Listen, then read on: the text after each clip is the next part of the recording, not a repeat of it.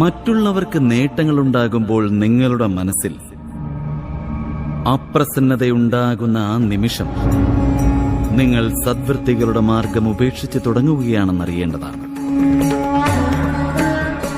മറ്റുള്ളവരുടെ ഉന്നതി ദർശിക്കുമ്പോൾ നിങ്ങളുടെ മനസ്സ് ആനന്ദിക്കുവാൻ പോലും വിസ്മരിക്കുകയാണെങ്കിൽ നിങ്ങളുടെ മനസ്സിൽ പൈശാചിക വൃത്തികളുടെ വാസം ആരംഭിച്ചു കഴിഞ്ഞുവെന്നും മനസ്സിലാക്കാം. നിങ്ങൾ മറ്റുള്ളവരുടെ ആനന്ദത്തെ ശോകമായി പരിവർത്തനപ്പെടുത്തുവാനായി പ്രയത്നിക്കുകയാണെങ്കിൽ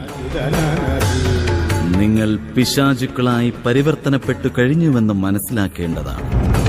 അതിനാൽ ഏവരുടെയും പ്രഥമ കർത്തവ്യം ഒന്നു മാത്രമായിരിക്കണം: അവരവരുടെ അന്തരംഗത്തിലുള്ള ശുഭാവസ്ഥകളെ ഒരിക്കലും ഉപേക്ഷിക്കുവാൻ ഇടവരുത്തരുത്. കാരണം ശുഭാവസ്ഥയും യോഗവിദ്യയുമാണ് ഒരു വ്യക്തിയെ ദ്വേഷം, ഈർഷ്യ, പൈശാചിക വൃത്തികൾ തുടങ്ങിയവയിൽ നിന്നും അകറ്റി നിർത്തുന്നത്.